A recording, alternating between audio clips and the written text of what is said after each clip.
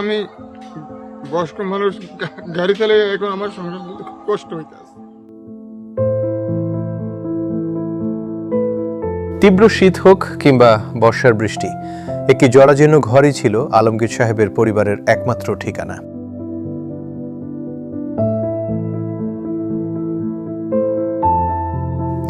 সোনাইমুড়ি উপজেলার ৯ নম্বর ওয়ার্ড গোবিন্দপুর গ্রামের অটোরিকশা চালক আলমগীর সাহেব অভাবের তাড়নায় দীর্ঘদিন ধরে বাস করছিলেন এই ভাঙা ঘরে। অভাবের সংসারে নতুন একটি ঘর তোলা তার কাছে ছিল অনেকটা স্বপ্নের মতো। আলমগীর সাহেবের এই কষ্টের কথা পৌঁছে যায় ডাক্তার মুস্তফা হাজেরা ফাউন্ডেশনের প্রতিষ্ঠাতা জনাব জহিরুল ইসলাম সাহেবের কাছে।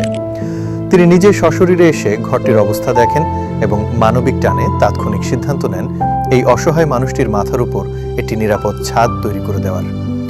সেই প্রতিশ্রুতি স্বরূপ শুরু হয়েছে ডাক্তার মুস্তফা হাজেরা ফাউন্ডেশনের ৪৮তম গৃহ নির্মাণ কাজ।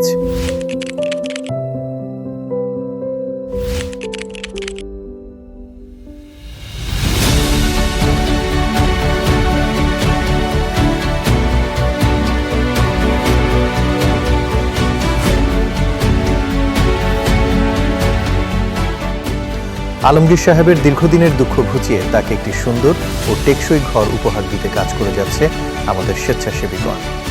ঘর নয়, এ যেন এক টুকরো নিরাপদ আশ্রয়।